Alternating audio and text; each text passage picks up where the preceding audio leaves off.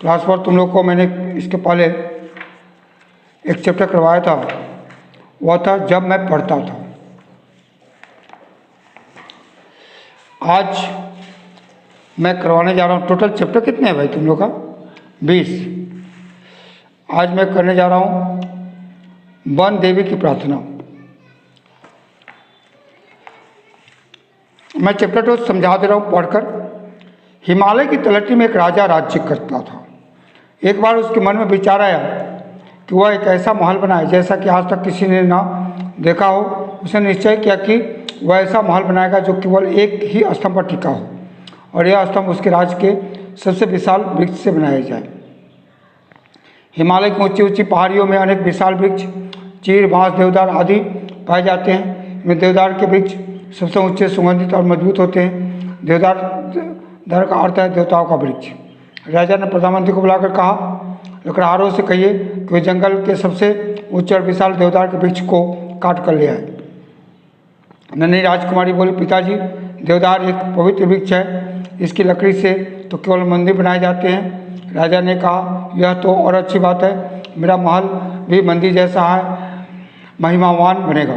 प्रधानमंत्री ने पर्वतों से देवदार वृक्ष लाने के लिए अनेक लोगों को भेजा। वे कुछ दिन बाद लौट आए। उन्होंने कहा, महाराज, पर्वतों पर बहुत से बड़े बड़े देवदार वृक्ष हैं, परंतु उतने बड़े वृक्षों को इतनी दूर तक खींच कर ला पाना संभव नहीं है। राजा ने राजकुमार से कहा, अपने घुड़सवारों को लेकर जाओ और घोड़ों से वृक्ष को खिंचवा कर यहाँ ला कर आओ। राजकुमार कुछ दिनों में ही घोड़ों के साथ वापस आ गया। उसने कहा, महाराज, ये वृक्ष इतने विशाल है कि हमारे घोड़े उन्हें 1 इंच भी नहीं हिला पाएंगे। राजा ने कहा, ठीक है, अब तुम हाथियों को लेकर जाओ और वृक्ष को लेकर आओ।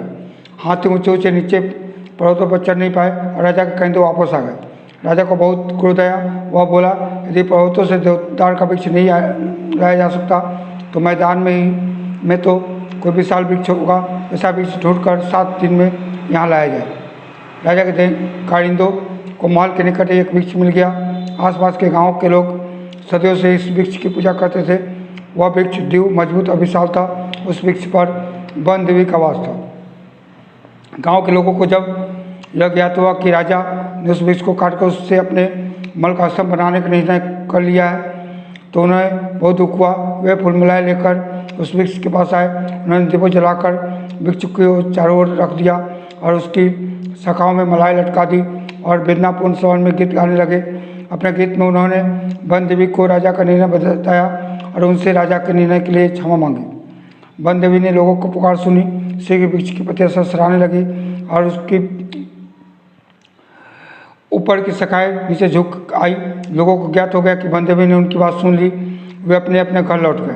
उस रात राजा अपने महल में निद्रा मांगते हैं कि अचानक उसके स्वप्न में चमकते हरे पत्तों के परिधान में लिपटी एक दिव्य मूर्ति प्रकट हुई। पत्तियों की सरसराहट जैसी मधुर आवाज़ में उस वन देवी ने राजा से कहा, हे राजन, मैं देवदार के वृक्ष की देवी हूँ। लोगों का कहना है कि आप वह वृक्ष काटना चाहते हैं। मेरी विनती है कि आप यह विचार त्याग दें। राजा ने कहा, हे देवी, मैं तो वृक्ष के काटने का निश्चय कर चुका हूँ। मेरे निकट के क्षेत्र में तुम्हारा वृक्ष ही सबसे विशाल है और महल के स्तंभ के रूप में काम आ सकता है। वन देवी ने फिर कहा, राजन, विचार कीजिए, सैकड़ों वर्षों से लोग मेरी पूजा करते आ रहे हैं। मैंने सदैव लोगों का कल्याण किया।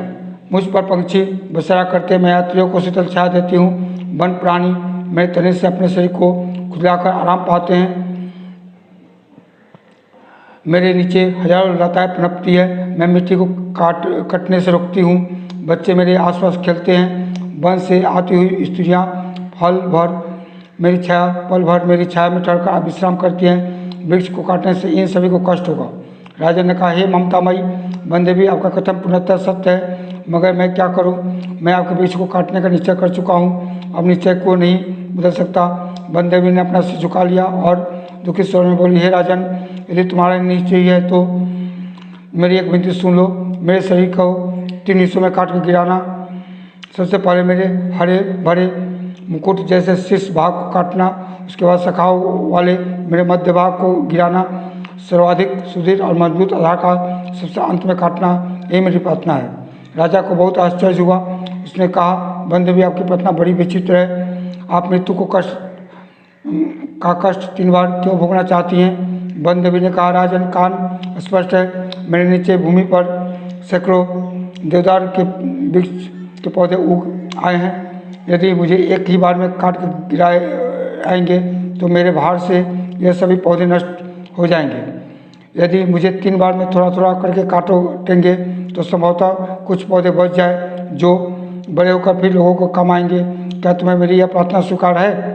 देवी, आपकी प्रार्थना मुझे स्वीकार है, राजा ने कहा। राजा की बात सुनकर देवी स्वप्न से विलीन हो गई। दूसरे दिन राजा ने अपने परिवारजनों, मंत्रियों और दरबारियों को, जनता को बुलाकर कहा, अब मेरे महल, स्तंभ और देवता के तने का स्थान पर पत्थर का बनेगा। वृक्ष पर एक महान आत्मा रहती है जो सदा लोगों की भलाई के काम करती है। वृक्ष को नहीं काटा जाएगा। राजा ने अपने महल पत्थर के स्तंभ को बनवाया। महल के चारों ओर सुंदर बाग बनवाया जिसमें बहुत से वृक्ष लगवाए। बड़े बूढ़े इस बाग में आते और वृक्षों को शीतल छाया में बैठते और बच्चे वहाँ खेला करते। राजा की तरह अन्य लोगों ने भी लकड़ी से मकान बनाना बंद कर दिया। अब वे भी पत्थरों के मकान बनाने लगे और वृक्ष अपनी विशाल भुजाएं फैलाकर लोगों को छाया और जिंदायनी हवा प्रदान करने लगा। तो ये कहानी है मौखिक राजा का कैसा महल बनवाना चाहता था। राजा एक विशाल महल बनवाना चाहता था जिसमें एक स्तंभ पर ही पूरा महल टिका हो। राजा ने प्रधानमंत्री को क्या आदेश दिया? राजा ने प्रधानमंत्री को आदेश दिया कि लकड़हारों को बोलो कि जंगल में सबसे पहाड़ों पर सबसे सुंदर देवदार के वृक्ष को काट कर लाए। वृक्ष पर किसका निवास था? वृक्ष पर वन देवी का निवास था। राजा को किस बात का आश्चर्य हुआ? देवी ने 3 रूपों में, पहले गला यानी ऊपर के पत्तियों को काटने, फिर मध्य भाग से और तीसरा। ये प्रश्न है, शब्दार्थ लिख लेना, खाली स्थान कर लेना और प्रश्नों का उत्तर कर लोगे, ठीक है। और इसके पहले का होमवर्क हो गया होगा, मैं आशा करता हूँ। ओके, क्लास 4 अगले क्लास में मैं मिल लूँगा तो शादी का स्वप्न चैप्टर को मैं कराऊँगा, ठीक है, जो ईरान का है, ठीक है। Okay, bye.